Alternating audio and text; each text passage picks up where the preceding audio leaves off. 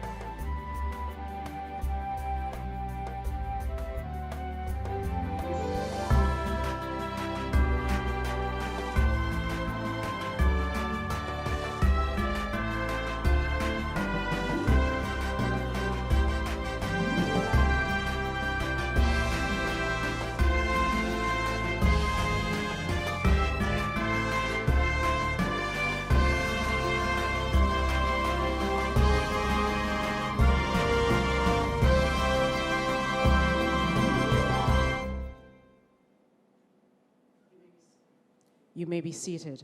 And now, ladies and gentlemen, I hand over to the chairman of the National Disaster Risk Management Council, Prime Minister, the Most Honourable Andrew Holness. Thank you very much, Naomi. Clearly, these are not ordinary times.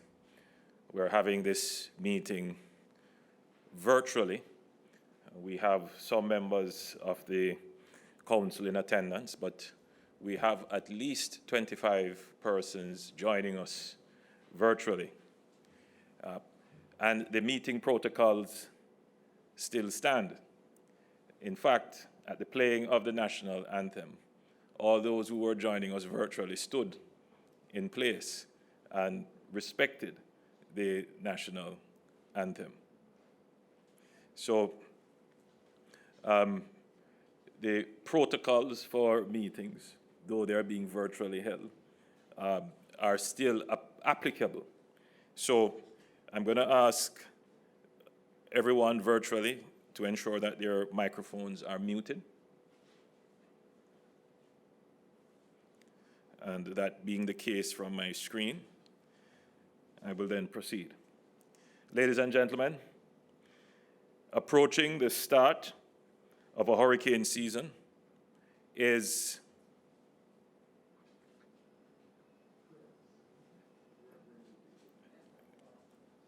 I thought we had all right, may I invite Reverend Henry to bless this proceeding. Reverend Henry.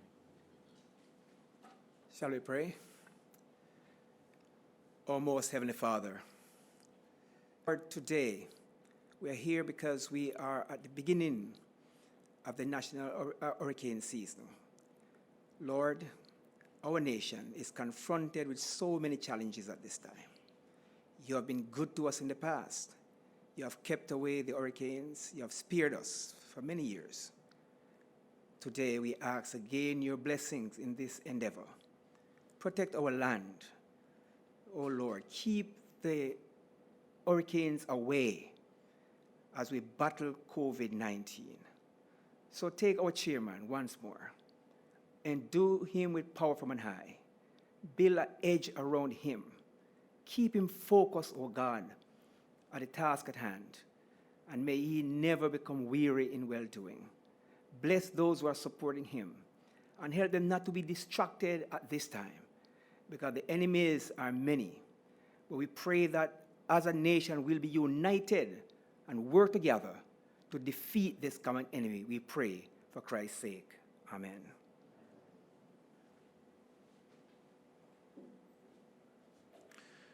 Thank you very much. Thank you very much, Reverend, for those wonderful words of prayer. Certainly we need prayer in a time of crisis. And as we approach another hurricane season, we have to ask our God, our Savior, to use His mighty hand to guard us as He has done on many occasions. Certainly, in my first year in the second term as Prime Minister, we had Hurricane Matthew threatening us, and it was right on its way, you will all recall.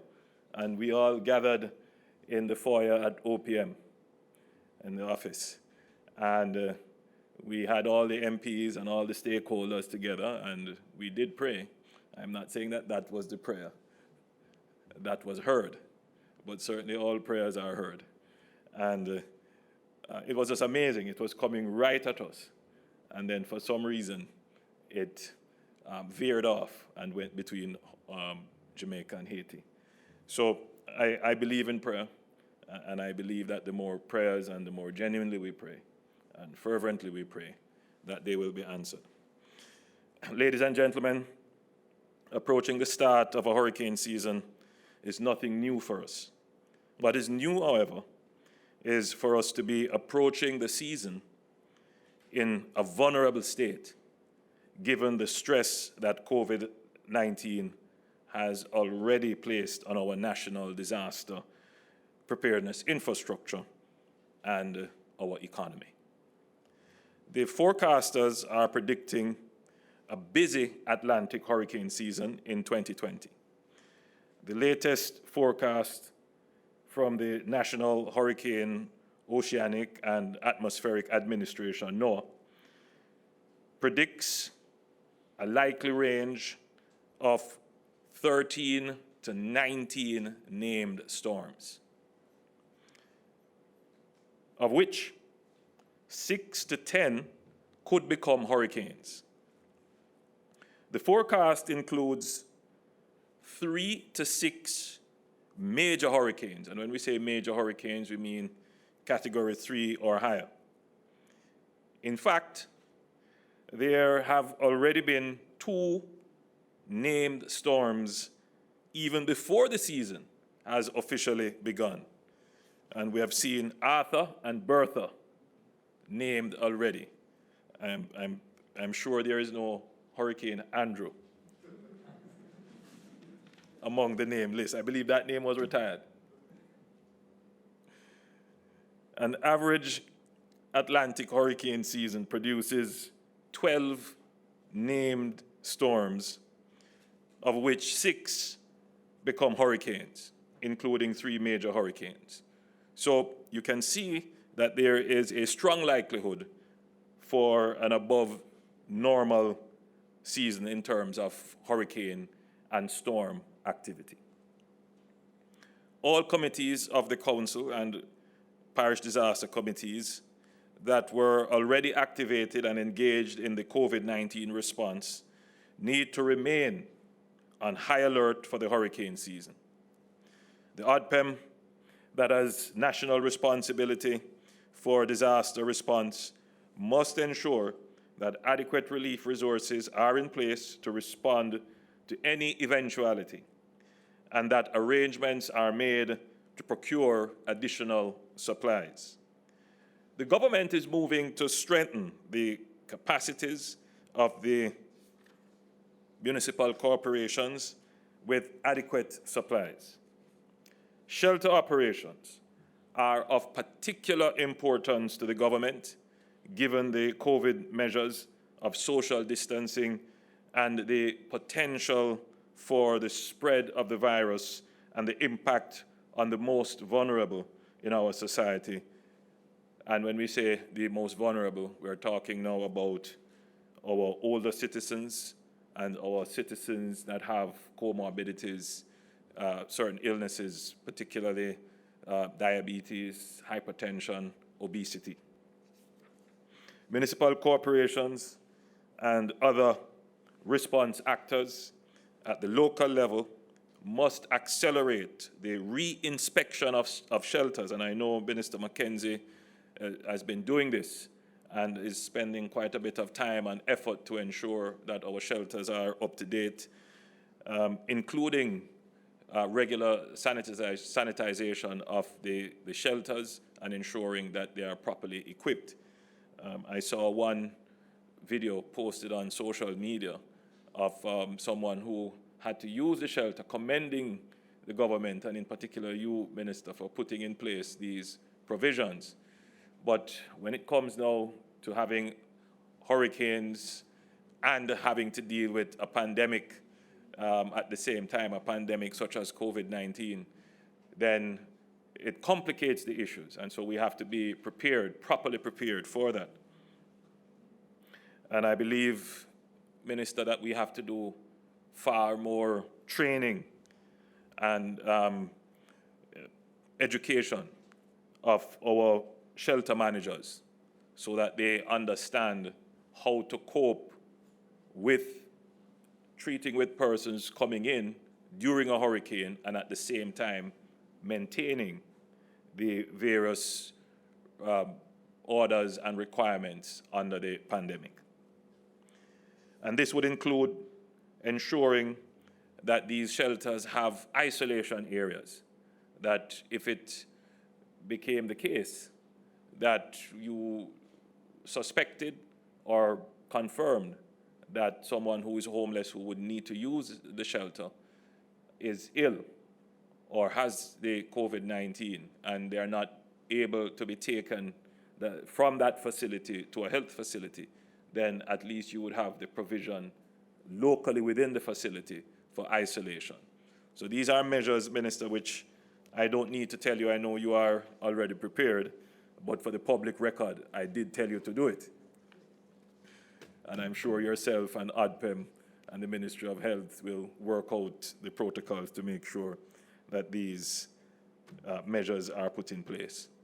Protecting our most vulnerable remains the priority of the government for the 2020 Atlantic hurricane season, and the Ministry of Local Government and Community Development, with portfolio responsibility for disaster risk management, must continue to engage and ensure all necessary measures are taken.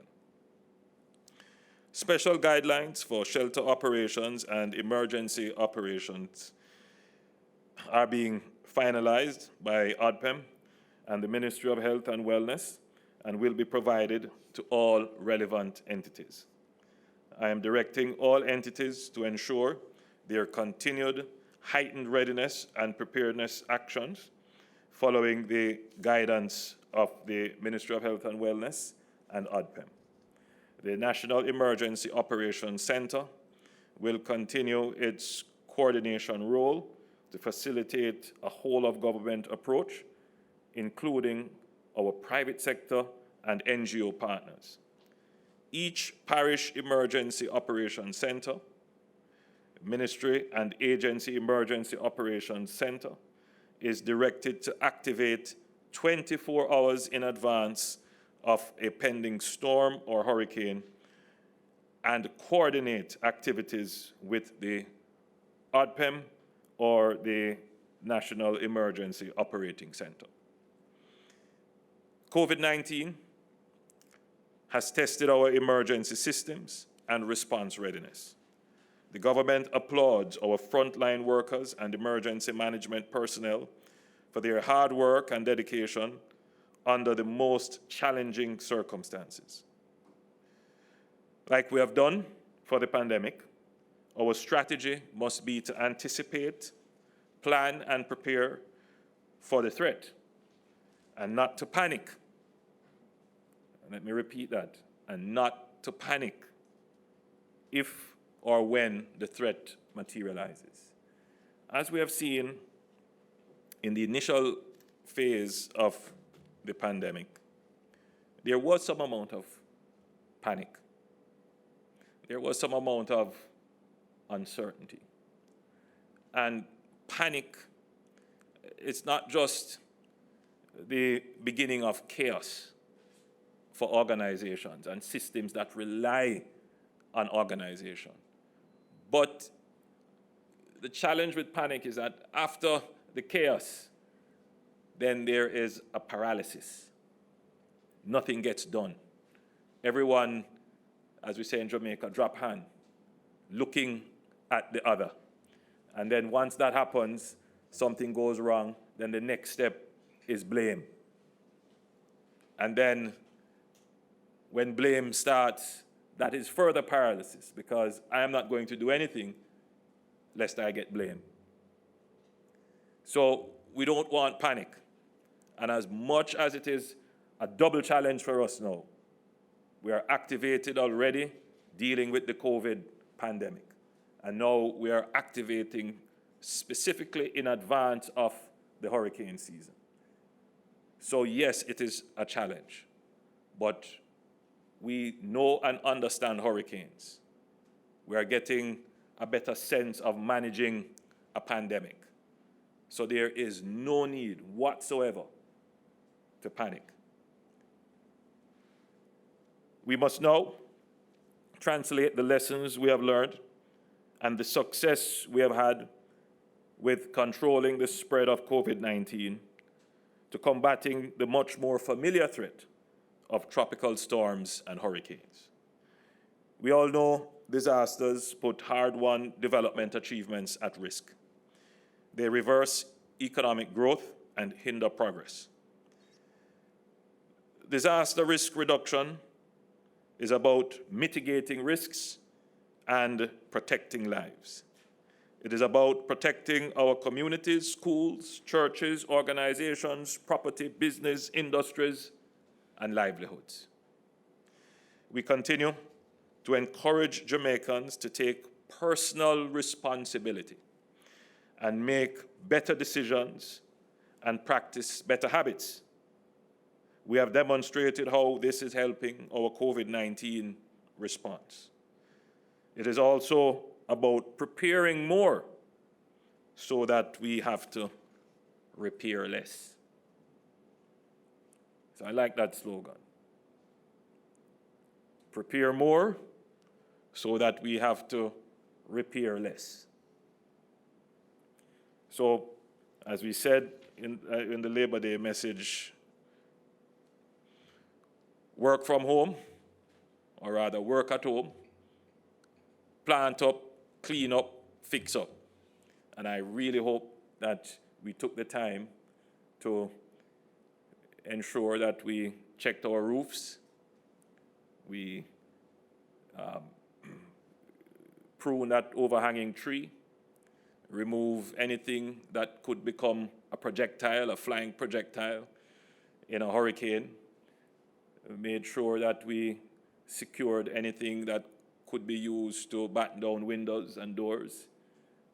Just thinking ahead, putting aside some supplies, because all of that will become necessary should there be any hurricane or storm activity. Our development planning has been more focused on being disaster conscious and resilient. And we have seen how vital this has been in our response to the unprecedented pandemic. We will therefore translate the lessons learned to improve our risk management in all areas. So, ladies and gentlemen, I have therefore given my charge to the committee and I have set the expectations. I have supreme confidence in the abilities, the capabilities, the commitment of the members of this national committee. And I know that we will all play our part in ensuring that the protocols and procedures that are already in place, that they are followed, that we will all be in our own sphere of influence and responsibility, advocates and leaders and examples to the people who look to us. And that, I am certain, will inspire confidence in each citizen to follow the rules, follow the protocols, follow the orders that are in place, to be prepared, because that is the ultimate action that we all can take in ensuring that whenever disruptions happen, and disruptions are a part of the natural order of things, that when they happen, we are prepared for them. And the more prepared we are, the less we will need to repair. God bless Jamaica, and may God protect us through this season. Thank you so much, Mr. Prime Minister. The Minister of Local Government and Community Development, the Honourable Desmond McKenzie, is also with us, and he will make a presentation ahead of some special sector presentations and PowerPoints that will be shared with those on our Zoom call as well. Not so much a presentation, Naomi, Honourable Prime Minister, colleague, ministers, ladies and gentlemen, and those who join us here this morning for the commencement of the hurricane season. The Prime Minister have given the charge, and this commitment that the Prime Minister has imposed on us in terms of a state of preparedness will be followed to the T. I want to advise that the presentations that will be made are going to be made against the backdrop of an advanced state of preparedness that has been taking place over the last couple of weeks.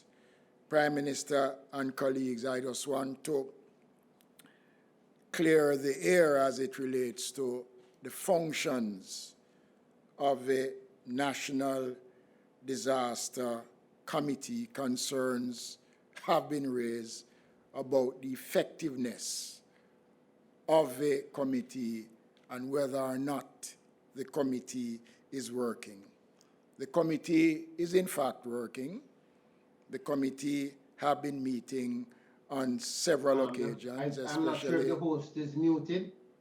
especially the I'm not sure if and Welfare Committee of the National Disaster Risk Management Council has been meeting, and the Office of Disaster Preparedness and Management, ODPEM, has been a source of strength and support on the ground, working with the Ministry of Health during this crisis. I want to make the point that there is no playbook that has been prepared that speaks to how we respond to the coronavirus. This is a new dispensation for the country, but Prime Minister and colleague, I want to commend the Office of Disaster Preparedness and Management for the job that they have been doing and that they will continue to do. They operate as the secretariat that collects the data that will inform the wider Jamaica, and their role is critical at this time. So those few short words, I will take Naomi's position now and quickly invite the Director General of the Office of Disaster Preparedness, the Acting Director General, Mr. Richard Thompson, to come now.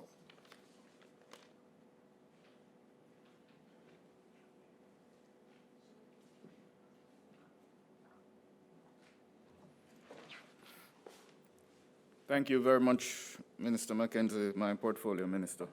Most Honorable Andrew Holness, Prime Minister of Jamaica and Chairman of the National Disaster Risk Management Council, Minister, the Honorable Minister Tufton, Minister of Health and Wellness, other ministers who are on Zoom, permanent secretaries, heads of entities, ladies and gentlemen, good morning.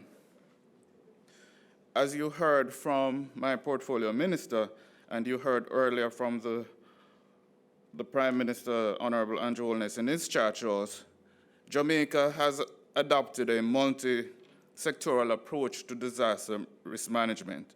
Response at all times involves the participation of entities of government, the business community, and voluntary organizations in the country's disaster risk management measures. The policy directive of our portfolio minister, the Honorable Desmond McKenzie, is geared towards a continued and continuous focus on a comprehensive all-hazard agenda, coupled with the strategic priority on hazard risk reduction and adaptation to climate change. The Office of Disaster Preparedness and Emergency Management is the agency of government responsible for coordinating all aspects of disasters from a multi-sectoral approach to disaster risk management and emergencies, activities which also include response to health-related emergencies such as COVID-19. The agency continues to take the necessary steps in fulfilling its mandate to lead, promote, and foster a change in the culture and attitude toward disaster risk reduction through the process of resilience building. There is now an acceleration of the integration of disaster risk management and risk reduction measures into sustainable development planning, and you heard the Most Honorable Prime Minister spoke to that earlier. In addition, institutional mechanism capacities to build resilience to hazard and incorporate risk reduction approaches into emergency preparedness, response, recovery, and rehabilitation programs are being strengthened. Two activities that have aided in this regard is the National Disaster Volunteers Program, the project for improving emergency communication and the project for improving emergency communication systems in Jamaica. The objectives of the volunteer program is to establish and maintain a coordination and collaborative systems for volunteers in the field of risk management in Jamaica, primarily through community disaster risk management groups and teams who are organized to address disaster risk management actions at the parish level. And this becomes vital in every time that we are facing a crisis, especially disasters and major emergencies. The projects for the improvement of emergency communication systems is a collaboration between the government of Jamaica and the government of Japan and aim to improve the emergency communication infrastructure through the installation of wireless communication systems and relevant equipment, which allow for swift and robust communication between government agencies and the communities in times of disaster and emergencies. And communication is critical whenever time there is any form of disasters, whether it's a public health crisis, such as COVID-19, or hurricanes, or any form of disaster and emergencies. In relation to the 2020 hurricane season, amidst COVID-19, extreme weather conditions can impose significant impacts on the social and socioeconomic conditions of our country. The impact of disasters on Jamaica have had significant impacts in terms of infrastructure and economic losses, and Prime Minister did speak to that earlier in his charge to us. Preparing for the hurricane season is an annual routine effort, but with the advent of coronavirus, COVID-19, preparation this season has taken on added significance. The protocol for the season will include measures around mitigation, preparedness, and response amidst COVID-19.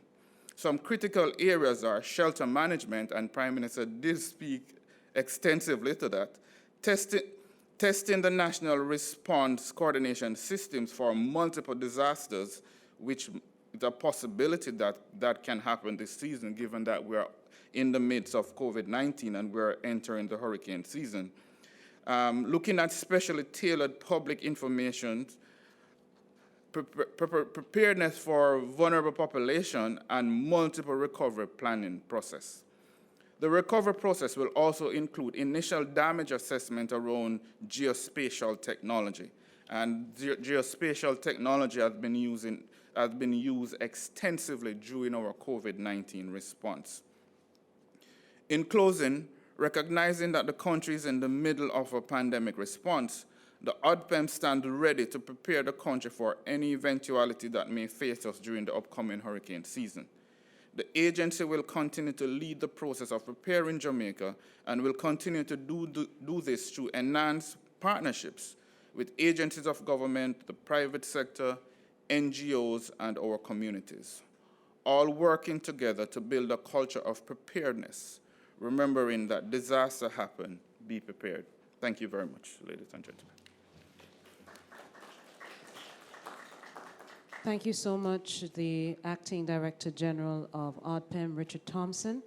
Ahead of Evan Thompson, the Director at the National Meteorological Service, who is making his way up to the lectern to give his presentation, I just want to alert everyone, both on the Zoom call and certainly here, that we also have with us the Honorable Desmond McKenzie, the Minister of Local Government, who spoke already, the Honorable Dr. Horace Chang, Minister of National Security, who just joined us, the Honorable Christopher Tufton, the Minister of Health, and PS Colette Risden Roberts from the Ministry of Labor and Social Security. Also on the Zoom is Minister Chuck, the Minister of Justice, Minister Floyd Green, the Minister of State in Agriculture and Fisheries, along with his permanent secretary, the permanent secretary at the Ministry of Tourism, the Ministry of Local Government, and the Ministry of National Security. And we also have partners from the telecom sector, from National Works Agency, who are here as well, and the National Water Commission, along with Fire Brigade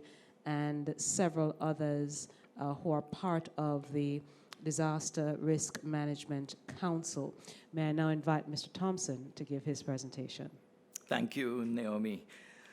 Chairman of the National Disaster Risk Management Council, Prime Minister Holness, Deputy Chairman, Minister McKenzie, other members of the Cabinet. I see my former Minister, Dr. Chang, here.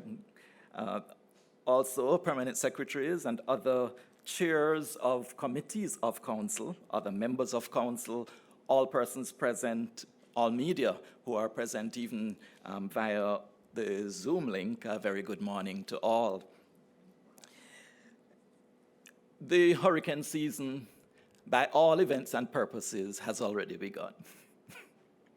We have already started to see activity from the 2020 hurricane season, albeit that the official start of the season is the first day of June, and the season continues for 6 months until the 30th day of November.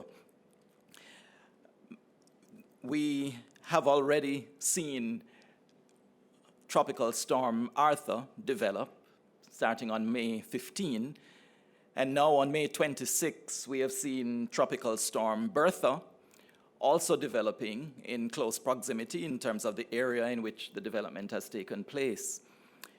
I have prepared some slides here, so we could move through our slides. The second system has developed, and if we take a look at the past few years, we'll recognize that this is no longer an unusual occurrence. Because over the past 6 years, we've had tropical cyclones develop ahead of the hurricane season. In May, in some instances in April, in one instance in January, and this has been happening since 2015. Even before then, on occasion, we would have had a system develop before the June 1 start of the hurricane season, but it is becoming more and more frequent and more normal for this kind of development to take place, and it begs us to consider whether climate change is really taking root in the region and causing these kinds of changes to take place. We're also seeing more intense systems develop, and so we have to be monitoring. If we take a look at the pre-season named storms, we'll see that we had a few of them developing to the eastern part of the United States, as we had with Anna in 2015, and we are now seeing with Bertha and Arthur. In 2016, Alex developed all the way out in the eastern Atlantic Ocean, way early in January. Arlene in 2017 developed also in the North Atlantic, but well north of the tropical areas. It was not a tropical cyclone, but it was a named storm for the season. We had Alberto in 2018 develop, and this occurred in the Western Caribbean. In 2019, Andrea developed also in the North Atlantic. So we see that there is no set area in which we should expect this kind of development to take place. It could happen anywhere before the season actually officially begins. The forecast, we would have heard Prime Minister Holness mention a moment ago what the official forecast is for the hurricane season, with anywhere between 13 and 19 tropical storms or named storms developing. We also see where we could have anywhere between 6 and 10 hurricanes and between 3 and 6 of them becoming major hurricanes. The probabilities would suggest that there is a 60% chance that this season will be an above normal season. There is a 30% chance that it will be a normal season, and only 10% likelihood that we will have a season that is below normal levels of activity. And there is a 70% confidence in this forecast based on how situations have been developing, how climatic conditions have been developing over the waters. So we are pretty well assured that it will be an active season. Whether or not it will be an active season in relation to Jamaica's experience is yet to be seen. But if we take a look at a comparison of this year's forecast with last year's occurrence, with the normal occurrence, we will see some things here. We'll see that we are following a trend that began in 1995 with very active hurricane seasons. This trend is continuing. At best, this year's season, based on the forecast of 13 to 19 tropical storms, at best, it looks like an average year, at best. But at worst, we could see a season that is 60% more active than normal. Very likely, because just last year we had 18 named storms, and this year the maximum expected would be 19. We see a year forecast that is slightly more active than the 2019 season,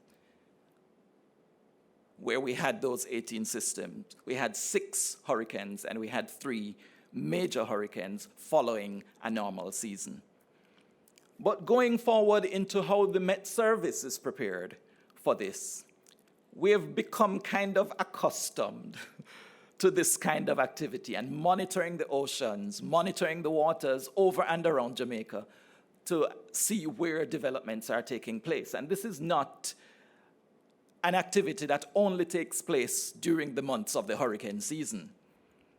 One representative in the media recently made a comment to me and said, "This is your time of the year." Unfortunately, this is not the only time of the year that the Meteorological Service and the forecasters of the Meteorological Service are monitoring actively the waters surrounding our country and the wider region. The monitoring continues, and I must indicate that we have adequate equipment, up-to-date equipment. We are not lagging behind the rest of the world. We have the reception of the kind of satellite imagery, the connections with the various agencies and the other meteorological services, the data banks and the coordination centers.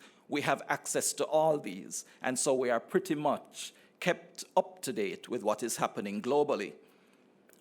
There is direct communication with the National Hurricane Center, and I mention that because the National Hurricane Center of the National Oceanic and Atmospheric Administration in the United States operates as the regional specialized meteorological center for the Caribbean region. And so they are responsible for monitoring and for sharing information with us as we go forward. Where staffing is concerned, the Met Service is also in a good position, having adequate staff to cover. Actually, we have our full cadre of professional staff. We are in the process of revising our severe weather orders, which would be the guide for our operations during the hurricane season in particular, but also the guide to our operations during any severe weather activities. So we are in the process now of revising that, something that we do every year just before the hurricane season. Or annual hurricane season meeting actually will be held tomorrow. So this meeting has preempted. So I can't tell you the latest in terms of our preparedness. But we have our full cadre, decades of professional experience and training in hurricane forecasting for the majority of our forecasting staff. Also, where equipment is concerned, our communications is up to par. We are enabled through our closed user group of mobile cell phones, radio communication with the Emergency Operations Center and the Office of Disaster Preparedness and Emergency Management, our interaction with our website and the social media, our CAP-enabled alerting platform, Smart Alert, that is available on mobile devices as well, and our public 116 hotline that we all must become familiar with, that gives the latest update on hurricane activity. And finally, in terms of our administration and the access to mobility, that is also available to the Met Service in our own fleet of vehicles, as well as the assistance of our Ministry of Economic Growth and Job Creation. So you have our full support, but we also require the full support of all citizens of Jamaica to make this a good partnership where we listen to the messages, the warning messages, and we take heed to the messages as well. Thank you very much. Thank you, Mr. Evan Thompson. He's the Director of the National Meteorological Service, giving a presentation to the Council. Next, we'll have Mr. Varden Downer representing the National Works Agency. As Mr. Downer makes his way, we have an apology here from the Minister of Culture, Gender, Entertainment and Sport, the Honorable Olivia Grange, who was not able to join us. And in keeping with the Prime Minister's thrust to ensure that we have partnership of all stakeholders, along with those who I'd mentioned earlier, we also do have on the Zoom call from the opposition, Mr. Julian Robinson, and joining us here physically, Mrs. Natalie Nita Headley. And so, Mr. Downer, it's over to you. Most Honorable Prime Minister, Ministers, Government, Opposition Spokesperson and Local Government, Mrs. Natalie Nita, Permanent Secretaries, colleagues, good afternoon, everyone. The National Works Agency, as a member of the National Disaster Council, has the responsibility during an emergency to ensure that access is provided for all roads across the island. We also provide support to the National Emergency Center in ensuring that information is disseminated in a timely manner. We also provide critical safeguard for vital assets, and we monitor flood control systems nationally.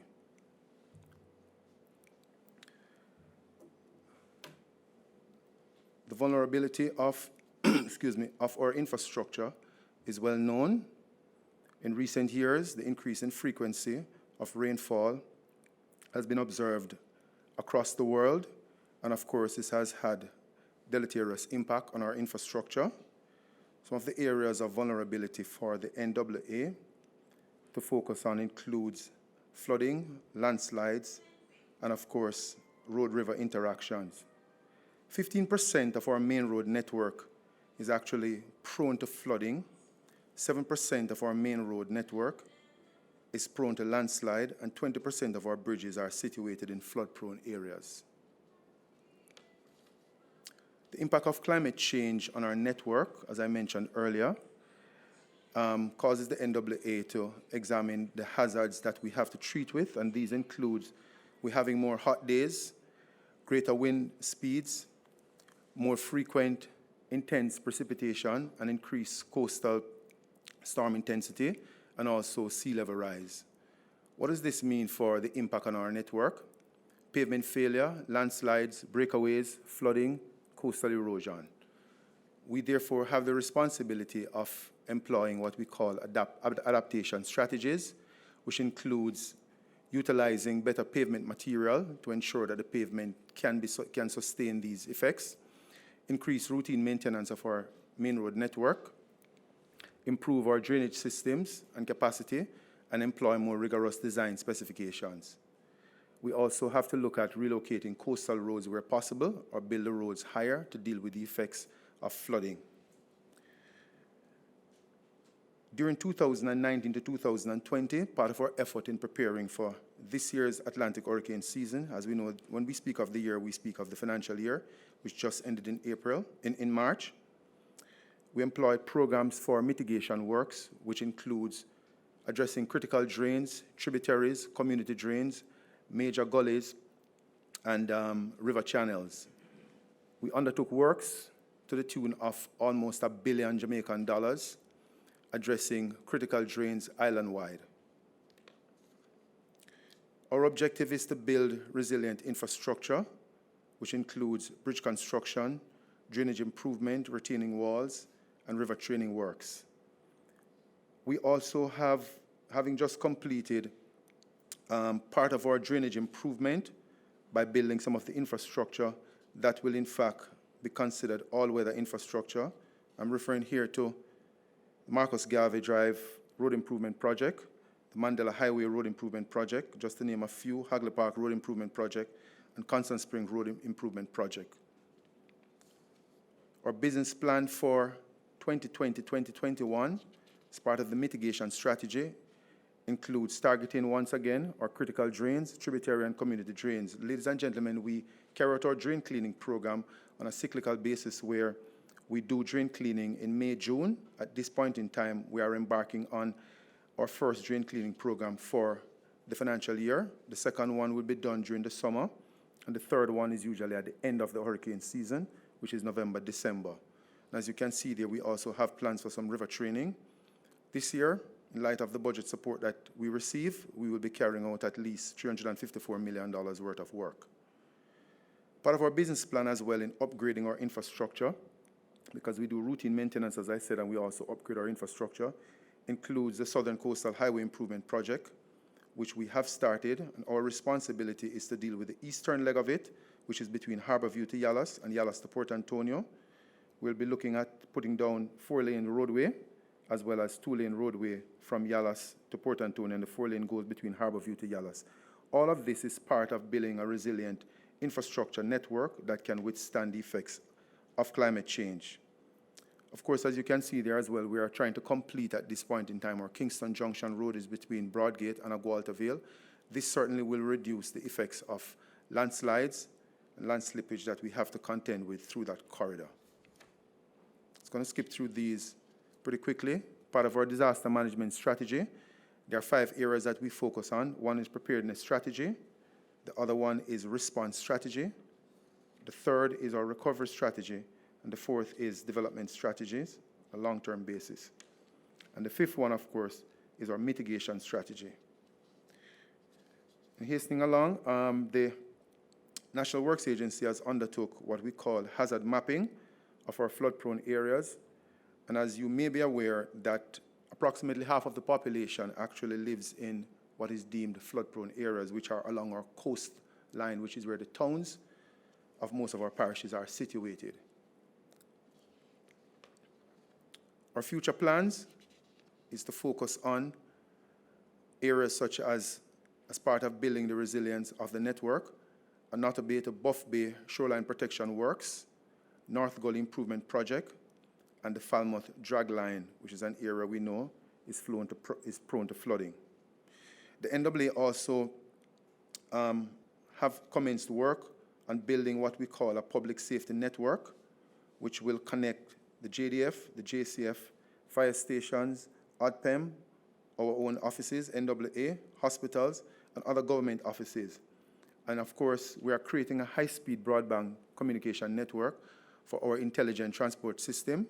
The aim is to eventually establish a public safety network linking together systems for traffic management, crime management, and emergency management as we partner with our various government agencies. In concluding, infrastructure is fundamental. Without the necessary infrastructure, economic growth cannot be realized. Our philosophy, therefore, is to ensure that the nation's road transportation infrastructure is appropriately maintained and made more resilient. Climate change requires us to take adaptive measures now and to save lives. And of course, we are continuously learning. As Evan said earlier, every year the situation changes and we have to treat with it. Sometimes it begins in June, sometimes perhaps earlier. So our disaster management is a learning exercise for us. The National Works Agency, Prime Minister, is ready and we are prepared. Thank you very much. Thank you so much, Mr. Downer. The preparedness of the National Works Agency crucial as we seek to meet the 2020 Atlantic hurricane season. We'll now have a presentation from the Jamaica Fire Brigade. Commissioner Stewart Beckford is with us. Commissioner Beckford is really our, I beg your pardon, our fourth presenter. We have two more presentations to go. And of course, then we'll have a 5-minute question and answer section where we'll be able to engage those on the Zoom call who may be able to make an input. And so let's hear then from Commissioner Stewart Beckford.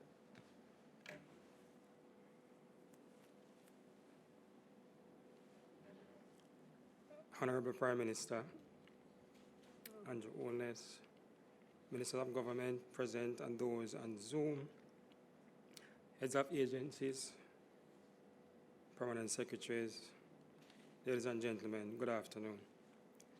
The Jamaica Fire Brigade's primary role in the event of an hurricane is rescue and fire management. And this role has taken on added significance because of the complexities of conducting response and recovery operations while taking preventative measures to protect the health and safety of our fire personnel and disaster survivors during the outbreak of a pandemic. It's against this background that we would have reviewed and adjusted our existing plans to include our continuity of operation plan to account for the realities and risk of COVID-19. We are prepared to lead a scalable and flexible response operation, taking into account guidelines issued by the Ministry of Health and Wellness and, of course, the Office of Disaster Preparedness and Emergency Management. We have been actively monitoring the availability of all internal resources to support national urban search and rescue teams and other emergency activities. We are conducting contingency planning for both traditional and non-traditional models to meet potential operational needs. In the Jamaica Fire Brigade, there are established operating procedures which can be temporarily expanded to enable greater operational capacity if the country is indeed impacted by a hurricane or storm during the COVID pandemic. We are aware that we will be required to deploy personnel to disaster-impacted areas that may be experiencing outbreak of the COVID-19 virus. And in such instances, we will evaluate the risk and determine the most appropriate approach to take while giving consideration to the guidance and direction of the health officials. We have been reviewing our response plans and standard operating procedures to align, link, and synchronize our response actions with the guidelines issued by ODPEM and, of course, the Ministry of Health. We are putting in place strategies for a variety of potential conditions to account for any possible outbreaks of the COVID-19 virus in communities across the country. We have in place plans to respond in the event we have a reduction in our staffing levels due to the COVID-19 virus. And to this end, we would have updated our co-op plan to reflect the possibility of putting in place measures to continue essential functions and tasks, even at a reduced level. We have been assessing communities' demographics and identifying areas facing high risk, taking into account those communities that may be under stay-at-home orders. The Jamaica Fire Brigade will continue to coordinate closely with the Office of Disaster Preparedness and Emergency Management and other critical stakeholders such as the Ministry of Health and Wellness as we seek the best available health information to guide our actions during and after a hurricane. Essentially, ladies and gentlemen, the Jamaica Fire Brigade primary roles and responsibility includes fire management, search and rescue, to include urban search and rescue, water rescue, vehicle extrication, and collapsed structure rescue. We are also responsible for rendering pre-hospital emergency care. We are also tasked with the responsibility of assisting with the transportation of members of the public to medical facilities or shelters. The Fire Brigade will also assist with the clearing of roadways as well as assist with the recovery process after any disaster. And in order for us to effectively carry out these roles and functions, we would have focus on addressing certain issues surrounding our staff complements, as well as training, the availability of specialized equipment, and so forth. As we speak, the Jamaica Fire Brigade has a total staff complement of approximately 2,205 members of staff. Of this amount, 1,867 are firefighters who are deployed across 34 stations on the island. Training is a priority for us, and as such, we would have conducted a number of training sessions covering certain areas to include water rescue, structural collapse rescue, urban search and rescue, and mass casualty. Jamaica Fire Brigade has a fleet of 88 emergency vehicles to include pumpers, command vehicles, appliance, ambulances, and firefighting vessels. These are equipped with small gears and other items of equipment and are deployed across the 13 divisions in the Jamaica Fire Brigade. All fire stations are equipped with at least one fully functioning fire unit. These fire units are equipped with chainsaw, inflatable rafts, which would become handy in conducting water rescue, flotation devices, hydraulic tools, submersible pumps, generators, and folding cots. Jamaica Fire Brigade also operates an emergency medical services, and currently this service is available at 7 sites across the country, mostly in the western end of the island. There are approximately 140 emergency medical technicians equipped to render pre-hospital emergency medical care. These EMTs are supported by a fleet of 9 ambulances strategically located across the island. All EMS sites are equipped with relevant personal protective equipment to include goggles, face masks, gloves, and protective gowns. Additionally, all firefighters are trained as first responders. There's no doubt that the advent of COVID, ladies and gentlemen, would have impacted our operational planning environment. And as such, we would have taken proactive steps to ensure that we meet the guidelines as set out by the Ministry of Health as it relates to the health and safety of our emergency responders. In closing, I would like to thank the ODPEM and other critical agencies who have been lending support to the Jamaica Fire Brigade as we prepare for what is being predicted to be an active hurricane season. I thank you. Thank you so much, Commissioner Stewart Beckford of the Jamaica Fire Brigade, giving a comprehensive overview of the state of readiness of our fire services and certainly how they'll play a part in the hurricane season. And now, ladies and gentlemen, the lone female on the list of presenters, the Permanent Secretary in the Ministry of the Ministry of Labor and Social Security, Mrs. Colette Robert Risden, who will speak on matters pertaining to the readiness of the ministry for the hurricane season. Thank you. I'd like to acknowledge the Prime Minister and Chairman of the National Disaster Risk Management Council, Honorable Andrew Holness, Deputy Chairman, Minister McKenzie, other ministers here, and joining us via Zoom, other permanent secretaries, members of the council, and media. The Ministry of Labor and Social Security, as chair of the Humanitarian Assistance Committee, is the lead agency as it relates to the welfare support provided during an event. Consequent, of course, recently, our response mechanism has been heightened and activated due to COVID-19. Our humanitarian assistance response utilizes a multi-sectoral approach. The focal point for the packaging and distribution of supplies is usually from the ministry's warehouse, and we do this through a collaborative effort with Red Cross, Food for the Poor, ADRA, Salvation Army, JCF, and JDF.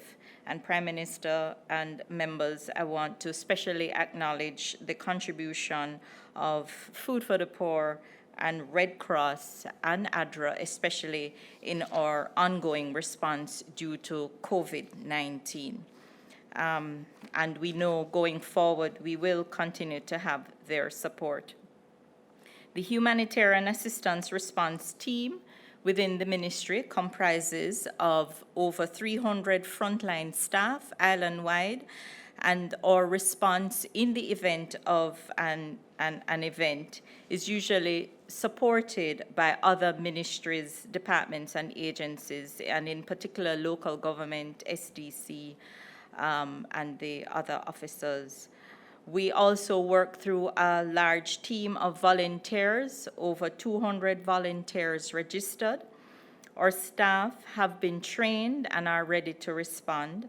Staff members, certainly within the MLSS, and we do have supplies of gears within the ministry or warehouse of PPEs. We're in the process of securing additional. We have PPEs for COVID-19, and we're in the process of securing additional supplies for PPEs as it relates to a disaster, a hurricane, such as rain cloaks, water boots, and so forth. We do have a supply on hand, but I will be the first to admit that our supplies need to be beefed up. Our social workers have been trained in providing psychosocial support, first aid, and CPR across the parishes. The allocation of disaster supplies, usually at this time in the year, is usually when we are procuring and pre-positioning supplies, especially as it relates to food, because we know that that is a primary and critical response of ours. However, due to COVID-19, as I said, our supplies have been depleted. However, we have established various arrangements with a number of our suppliers to take supplies on demand. Notwithstanding that, our lines of credits are in place in all of our parishes for initial emergency response. A humanitarian assistance action plan and escalated response mechanism was developed, and thankfully we didn't have to roll it out too much so far for COVID-19. Some aspects of it was rolled out, but the escalated plan is relevant for a national hazard. That plan entails alternative packaging and distribution sites for support across the island, and we have established a number of sites in all of our 14 parishes to be able to store and distribute certainly welfare items from. Those sites were identified in support from Food for the Poor. Some of them are Food for the Poor, some are ADRA locations, and some are also Red Cross locations. All of our parish offices and staff are in a response mode due to the protracted COVID-19 response. Both the National Humanitarian Assistance Committee and the Parish Health, Welfare, and Public Education Committees have been activated and have been meeting on a regular basis. And this is because of COVID. We started early, but it has set the stage for us to lead into the season to come, which I hope, Prime Minister, the prayers will be answered. The MLSS, as I said, we have entered into various framework agreements, 2 framework agreements, one primarily for the supply of food and another for the supply of bedding. We are in the process to procure other items for our stores, and we are in the process of working with Red Cross for the training of shelter managers. Due to COVID-19, that was scaled back, but we recognize we have to ramp that back up at this time. At this juncture, I would stop, but just to say that we look forward to receiving additional support, certainly from the Ministry of Finance, to beef up our warehouse. Thank you. Thank you so much, P.S. Risden, for your presentation this afternoon. And finally, ladies and gentlemen, I think we're doing very well with time too. It's just been an hour and 5 minutes that we've been at this meeting. We have our final presentation, the Minister of Health and Wellness, the Honorable Dr. Christopher Tufton, who will speak. Thank you very much, Madam Moderator, Honorable Prime Minister, colleague ministers live in the audience, Ministers McKenzie and Chang, and other ministers on the Zoom screen. I think I see Minister Favour Williams. Member Natalie Nita Headley, representing the opposition, and I understand Julian Robinson is on line. All other agencies, distinguished ladies and gentlemen, good afternoon to you all. All right, so I'm going to be very, very brief, and there's a PowerPoint presentation on the screen, Public Health in a New Normal. Let me just begin, however, by saying that the Ministry of Health and Wellness is committed to working with my colleague, Minister McKenzie in particular, but all the other ministers, ministries and agencies, and of course, under the able leadership of the Honorable Prime Minister, Andrew Holness. So from a health perspective, as you know, this year has been quite an exciting year for us for more reasons than one, but COVID has really dominated the space and the national discussion. And so the key focus there has been on how we have prepared prior to COVID, what we have done since COVID, and where we're headed in terms of this particular season, both from a COVID perspective, but generally also from the hurricane season perspective. So in terms of the interpandemic phase, this, of course, explains the phase between two pandemics, the last one being the H1N1 era, 2008, 2009. And there are a number of things that were done since then, having learned many lessons from that period. So what did we intend to achieve? Preparation of all sectors of the society for a strengthened response to the pandemic threat. So we had a pandemic plan that was developed. We brand it now the COVID plan, but it actually started as a result of H1N1.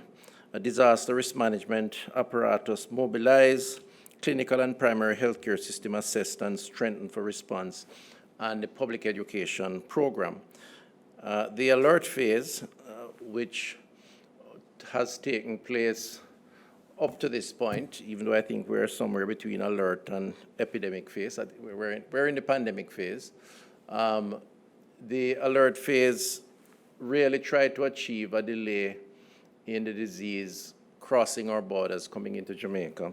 And there are a number of actions that were taken to support that. Restrictions, as you know, on travel, quarantine isolation protocols, and then having had the first case of COVID-19 identified within a particular period.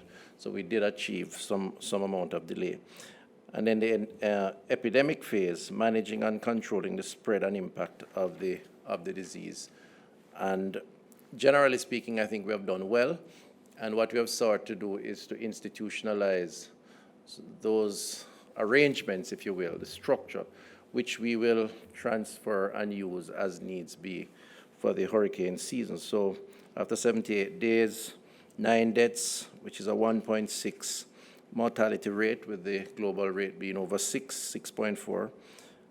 The recovery rate, 47%, hospitalization, 1.4%, which is well below what entails globally, and we could go on. In terms of the recovery phase, the strategic objective is to build back better, stronger, and more resilient. So we learn as we go along, and we move on from there. I think we have gone through some of those particular initiatives to support that. Preparation for the hurricane season 2020. The areas of focus, next slide please, would be the gap analysis for primary healthcare facilities, an analysis for secondary facilities, the public health risk communication strategy which is being developed, procurement needs and restocking of emergency supplies which is underway, looking at what we would need in case of a hurricane-related emergency, assessment of shelters across the country, which is now taking place, and disaster response plans reviewed and updated for all health facilities within the public health infrastructure across the country, both hospitals and of course, health centers. So all of this represents the sort of overarching approach that we will take in preparation for the season. The next slide looks at the direction and coordination activities. Our Emergency Operating Center continues to be coordinated through the Emergency Disaster Management and Special Services Branch. So we work, of course, very closely with Minister McKenzie, who has the Emergency Operating Center, the Emergency Disaster Management apparatus within his ministry. We have set up a new Emergency Operating Center, which is very technology-driven at the IBM building in New Kingston. That was opened about 6 weeks to 2 months ago. And it's very able to respond and to coordinate from that location across the country. Emergency management training on mass casualty, damage loss assessment, and other critical life-saving activities have been triggered. The smart hospital program has been ongoing, and that looks at, among other things, how we ensure that that infrastructure is in place and can withstand hurricane conditions so that after the event we can cope with dealing with the cleanup and the response. We can't afford to be down after a hurricane because clearly we are critical to saving lives. And then the environmental health interventions are ongoing to monitoring the health program throughout the country. Almost completed. Where are we now?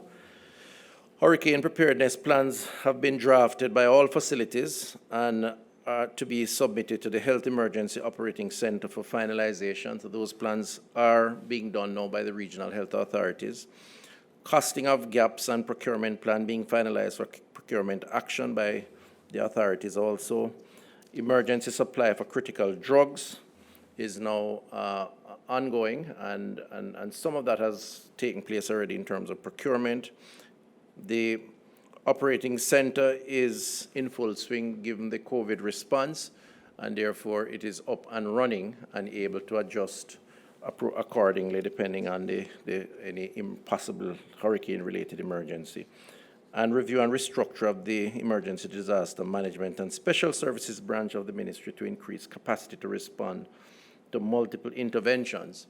This year, frankly speaking, let's hope that the projections of an active season does not materialize. But assuming that it does, between hurricane and the projections of an active dengue season and COVID, Prime Minister, you know, we may be in for a very exciting period.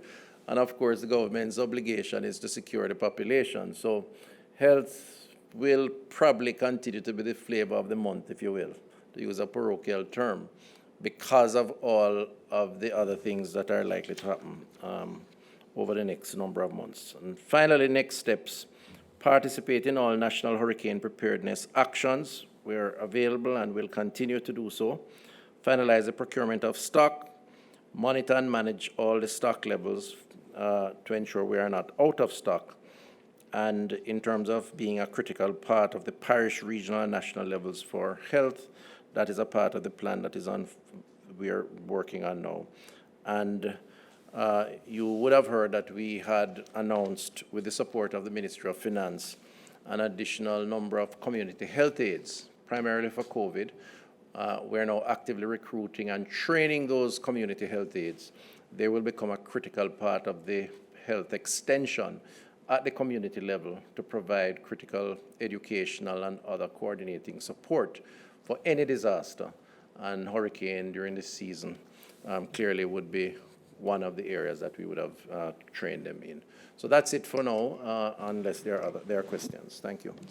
Thank you so much, Minister Tufton. Really appreciate it. And thank you to all the presenters for making their presentation and ensuring and reassuring too those at the council meeting and those who are watching online of the state of preparedness for Jamaica for the upcoming hurricane season.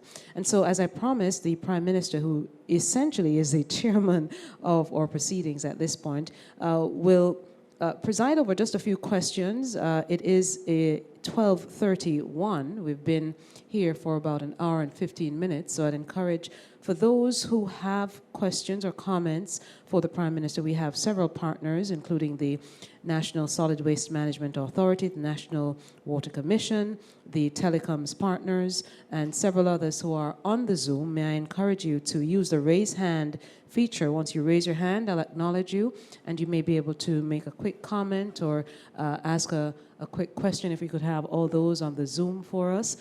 So we'll certainly be able to take any response from you, any comment or question at this point. I believe we also have some members of the media who are also joining us. This is also your time to be able to ask a question or two if you do have any. Mr. Prime Minister, if you want to as well speak. No, there appears not to be any question, so we could move on to the... I believe there are about 40 or so persons on our Zoom at this point. Yes, and Minister Favour Williams, of course, has joined us as well. Well, let me thank everyone who has joined us. And I'll make one observation. I'm certain that there are 40 less vehicles on the road moving between the office of the Prime Minister and your respective offices.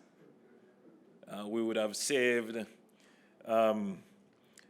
several hundred gallons of diesel or gas or gasoline, and the carbon footprint would have been lessened, the stress would have been lessened, and we managed to accomplish what we set out to do, which is to mobilize the national disaster apparatus to be prepared for the hurricane season.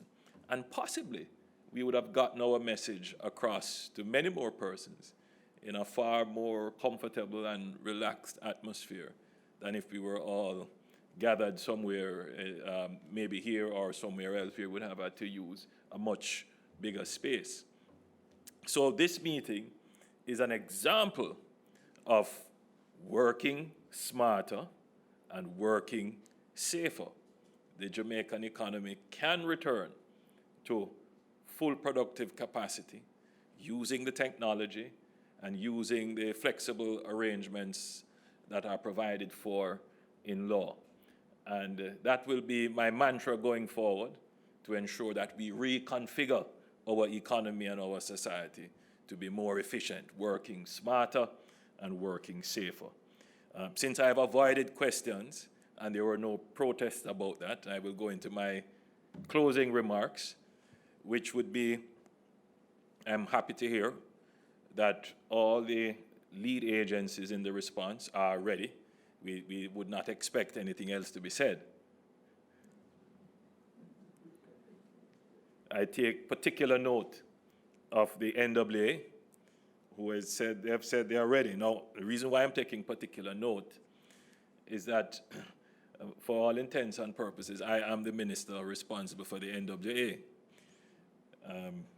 Minister Everett Warmington handles it directly for me, but I still pay very close attention, particularly to policy and budget and the large legacy projects that the NWA is responsible for. So I do happen to know that the NWA has been impacted by the economic crisis that has been caused by the pandemic. Nevertheless, this will in no way imperil the response that we would expect from the NWA, certainly in preparing for the season. So I do know that the program of routine maintenance is ongoing, that we will be ensuring that the drains are cleared, and the public, because it would affect them directly, even outside of a hurricane season, would complain about blocked drains and gullies. But there is a particularly important reason why we must clear the drains. During the last threat of a hurricane that we had, which would have been Hurricane Matthew, I happened to be on the road and we experienced some of the heavy downpours. And the road on which I was driving was flooded. And I could see the reason for the flooding was that water was trying to percolate through the drains, but they were blocked. They were blocked by plastics. They were blocked by other kinds of debris, which they didn't just materialize.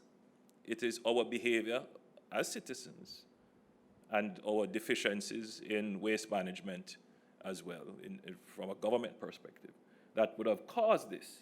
So in my closing remarks, I would want to encourage citizens to take greater effort in disposing of your plastic wastes in particular, because they end up creating blockages, and those blockages end up creating the flooding that occurs during heavy downpours. But I know that our routine maintenance program will kick in shortly, and the members of parliament and the local representatives will play a critical role in ensuring that drains are cleared and gullies are cleared just before the season begins. The NWA is always maintaining its list of service providers, contractors, who would have to be called upon in the event of a disaster to have heavy equipment ready to clear landslides and roadblocks. So that list, I'm sure, Varden, that list is ready, that you are in contact with them. They understand that their equipment should be ready just in case of any eventualities. The permanent secretary in the Ministry of Labor and Social Security, that ministry has been doing an excellent job in providing relief to the vulnerable. The COVID pandemic has forced the government really to pay close attention to the systems of delivery. Because in any time of crisis, which requires the distribution of a scarce benefit, and sometimes this benefit could be food, as we have had to do in the COVID pandemic. Just merely going into a community with truckloads of goods does not mean that the needy will get it. Sometimes the greedy will take it, and the needy won't get it. So it is not necessarily always about the storage capacity that you have and the stock that you have. That's one part of it. The other part of it is how to ensure that you get the benefit to the needy.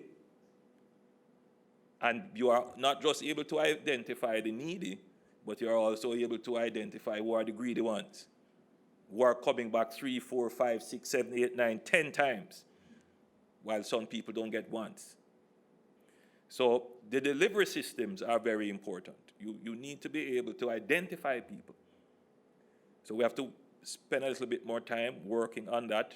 We have started to work on a database system that would capture persons, and then you would be able to identify them and ensure that they get a benefit. So we will spend a little bit more time PS working on that system. And I also heard your plea, and I will pass this on to the Minister of Finance, that you need more resources. I'm certain you will have to negotiate with the Ministry of Health because they are first in line for the new resources that have to be put into the supplementary or the redistributed resources that have to be placed in the supplementary. But yes, we will have to make even further provisions because whatever stock you had, those stocks would have been depleted in serving during the pandemic response. I'm happy to know that our emergency response in fire, in the fire brigade, that response is ready. Very important, very important. And of course, the presentation from the Minister of Health, always well-structured presentations, which clearly outlines your priorities. And normally, heading into a hurricane season, the Ministry of Health would always be an agency, the ministry, that is a zero-fail activity. I mean, they must be up. But now, going into the hurricane season and having to deal with a pandemic, and sometimes we forget, and I'm happy that you mentioned it, Chris, that we are still treating with dengue. That, the public may be of the view that all the Ministry of Health is doing, or maybe even the entire government, is dealing with COVID. That is not the case. We're still dealing with all the other illnesses that were there before the pandemic. And therefore, whilst we have, in many instances, redirected and diverted resources to contain and manage the COVID pandemic, we can't do it forever. So we will have to transition how we manage. We have to rethink the business process behind much of what we're doing, because life goes on. And even though we are doing well in managing COVID, there might be other areas that by virtue of the diversion and redirection, we take our eyes off them, and then they may become challenging as we move through this period of pandemic and potential natural disasters. So it's a lot to do with limited resources. I want the country to know that all of what we're saying here and all of what we're doing, there is no new money sitting down somewhere that we can just reach into and take up. We will have to manage with less resources. We will have to do more with less. So let us not, therefore, be irresponsible as a government or as an individual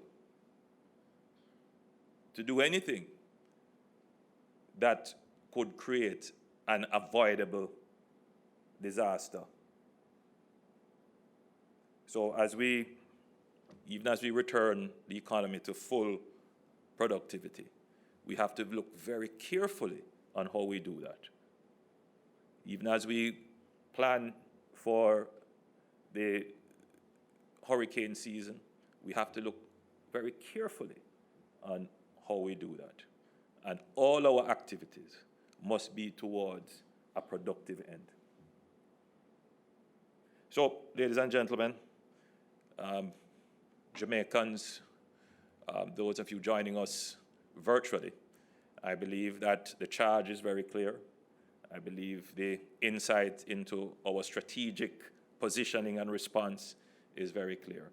And I have great confidence in the team assembled that we will all do our part in ensuring that we continue to manage the pandemic and be well prepared for any eventualities in the upcoming hurricane season. God bless you, and God bless Jamaica.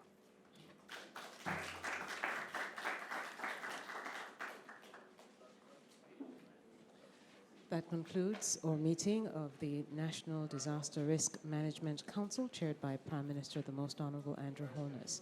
Thank you so much for joining us, and we'll see you at another point when we have another meeting, and certainly stream it live here on your favorite platforms. Have a good afternoon, everyone.